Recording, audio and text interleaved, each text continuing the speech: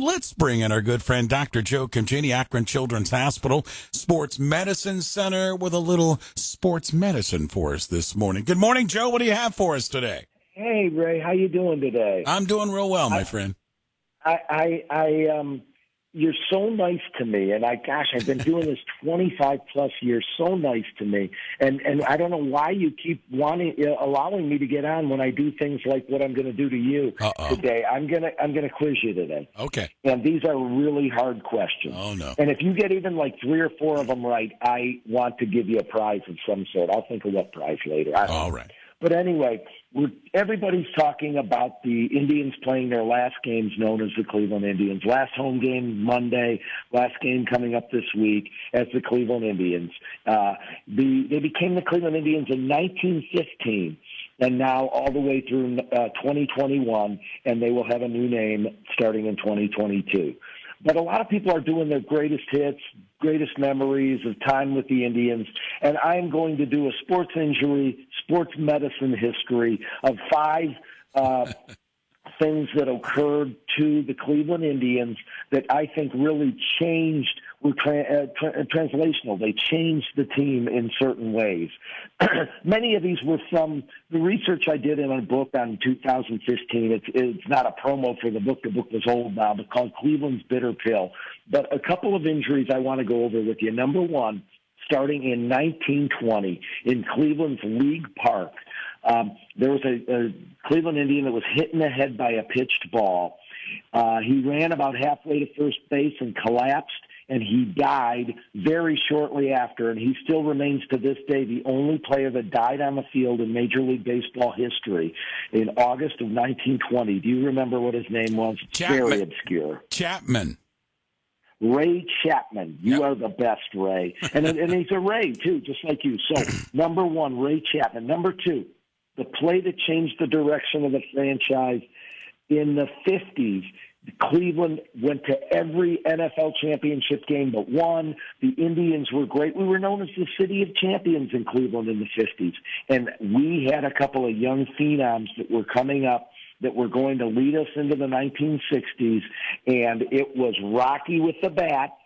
And there was a guy pitching, and this is kind of a gimme. You know who that is, the lefty pitcher, who got hit by a line drive in the right eye, and he was never the same again. He was a phenom to be. Many thought he would be the greatest left-handed pitcher of all time. It took the total wind out of the sails of the Indians. They traded Rocky a few years later, and the 1960s were the worst decade of baseball of almost any franchise. Of course, my childhood years in the 60s.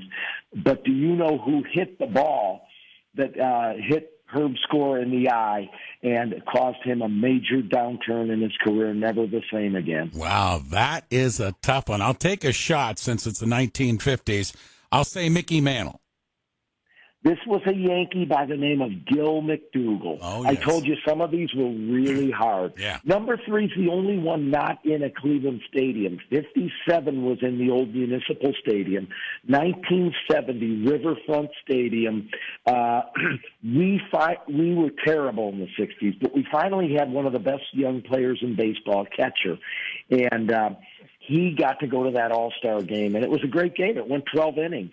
And there was a bang-bang play at the plate. It's an exhibition game.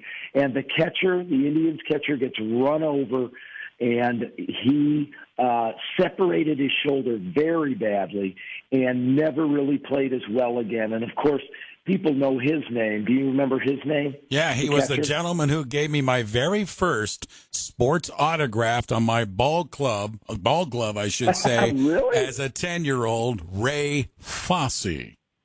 Another Ray, 23 years old. That year, before the All-Star break, he hit 22 home runs. He was killing it.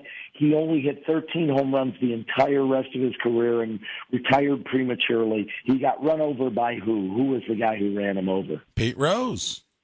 Of course, Charlie Hustle, Pete Rose.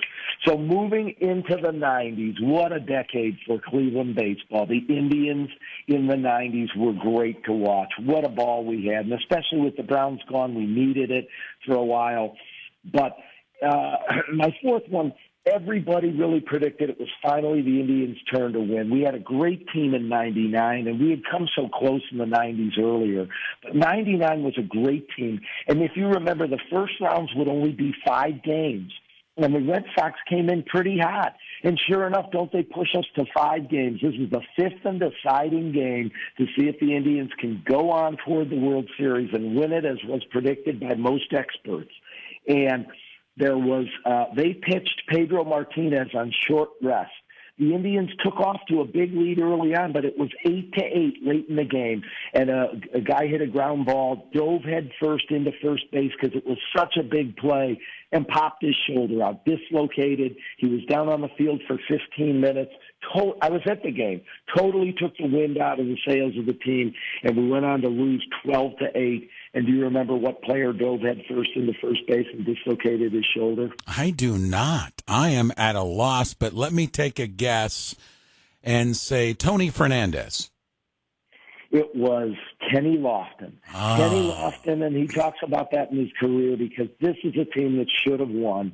So it changed the fate of the Featherheads, the beloved Indians, as they are in their last week as the Indians. In 2016 World Series, there's a knucklehead pitcher who's playing with his drone. He injures his finger. We needed pitchers in that series so bad. We're in the World Series. We had no starters. We couldn't pitch Kluber every game. This guy could not pitch and start his spot in the rotation, and the Indians blow a 3-1 lead to the Cubs. He cut his finger so badly on a drone, and of course, that was who? Trevor Bauer. Trevor Bauer, who still has his problems. So Those are 5 things that I came up with as injuries and sport medicine things while we were known as the Cleveland Indians from 1915 to 2021. And so this is me saying better luck with injuries next season and beyond as the Cleveland Guardians. Great stuff this morning. Yeah. Thanks, Ray. I appreciate it. I really enjoy my time with you. You're awesome, and I owe you some sort of gift, I think, for knowing most of them. Well done, my friend. Thanks, Joe. Dr. Joe Congini, Akron Children's Hospital Sports Medicine Center, is sending the Indians out in only a way that a doctor of sports medicine can.